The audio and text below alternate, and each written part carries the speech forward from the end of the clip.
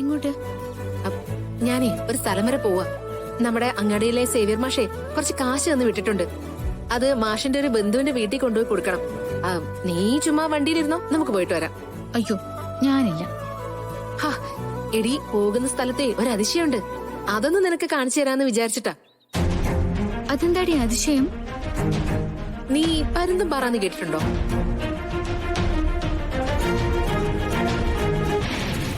പരുന്തും പാറാന്ന് പറഞ്ഞാലേ ഈ പ്രദേശത്തെ ഏറ്റവും ഉയരം കൂടിയ പാറയാ. അതിന്റെ മുകളിൽ കയറി നിന്നാലേ ഒരു വശത്ത് തമിഴ്നാടും മറുവശത്ത് കേരളവും കാണാം. മൂടൽമഞ്ഞൊന്നുമില്ലാത്ത സമയാണെങ്കിലേ കാണാൻ നല്ല രസമാണ് മോളെ. എന്നെ കൂടെ കൂട്ടാൻ വേണ്ടി അവൾ ഓരോ കഥയും പറഞ്ഞോണ്ട് വരിക. നീ ഒരു കാര്യം ചെയ്യും, അനിയൻ സാറിനോട് പരുന്തുംപാറയെ കുറിച്ചൊന്ന് ചോദിച്ചു നോക്ക്. അപ്പ പറയും. പിന്നെ അവിടെ വേറൊരു ഐതിഹ്യം കൂടിയുണ്ട്. അതെന്താ മോളെ? ഞാൻ പറഞ്ഞു കേട്ടിട്ടുള്ളതാ. പണ്ട് ആയില്യംകാവ് എന്നുള്ളൊരു വലിയ മനയുണ്ടായിരുന്നു. ഈ നാഗാരാധനയിലൊക്കെ വളരെ പ്രശസ്തരായ ആളുകൾ ഉണ്ടായിരുന്ന മനയാ. അവർക്കേ കുറെ ശത്രുക്കളും ഉണ്ടായിരുന്നു. ഒരു ദിവസം ആ ശത്രുക്കളെല്ലാം കൂടി പടയെടുത്ത് ഈ കുടുംബത്തെ കൊല്ലാനെത്തി. ആ കുടുംബത്തിലെ കാരണവര് ഇല്ലത്തെ പിൻവാതിലിലൂടെ ഇറങ്ങി വീട്ടുകാരെ എല്ലാം കൂട്ടി അഭയം തേടിയതേ പരുന്തുംപാറയുടെ മുകളിലാ.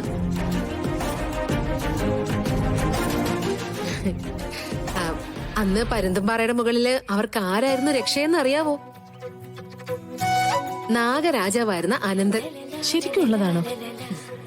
ഞാൻ പറഞ്ഞില്ലേ, ഞാൻ പറഞ്ഞു കേട്ടിട്ടേ ഉള്ളൂന്ന്. അവിടെ അമ്പലവും വിഗ്രഹവും ഒന്നുമില്ല. പക്ഷെ 6-7 വർഷം കൂടുമ്പോ അവിടെ നാഗാരാധനയും പൂജയും ഒക്കെ നടക്കാറുണ്ട്. ഇവള് നാഗദൈവങ്ങളുടെ ആളല്ലേ, വേണമെങ്കിൽ വന്നോട്ടെ എന്ന് കരുതിയാ.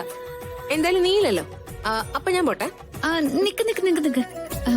അമ്മേ, ഞാനും പൊക്കോട്ടെ കൂടെ. നാഗദൈവങ്ങളുടെ കാര്യം പറഞ്ഞപ്പോ അങ്ങോട്ടേക്ക് എത്താനുള്ള തിരക്കുമായി. മോളിക്കുട്ടി, ഇതിപ്പോ എപ്പോ പോയാലും തിരിച്ചു വരാൻ പറ്റിയ? അയ്യോ അമ്മേ, ഇത് ഒരുപാട് ദൂരമൊന്നുമില്ല. ആ പണം കൊടുക്കുന്നു, വരുന്ന വഴി പരുന്തുംപാറയിൽ കയറുന്നു, എന്നിട്ട് ഞങ്ങൾ ഇങ്ങനെ തിരിച്ചു വരുന്നു. അമ്മേ, ഒരു കാര്യം ചെയ്യേ, അച്ഛനോട് പറഞ്ഞാ മതി ഞാൻ മോളിക്കുട്ടിയുടെ കൂടെ പോയെന്ന്. നീ പറഞ്ഞിട്ട് പോയാ മതി.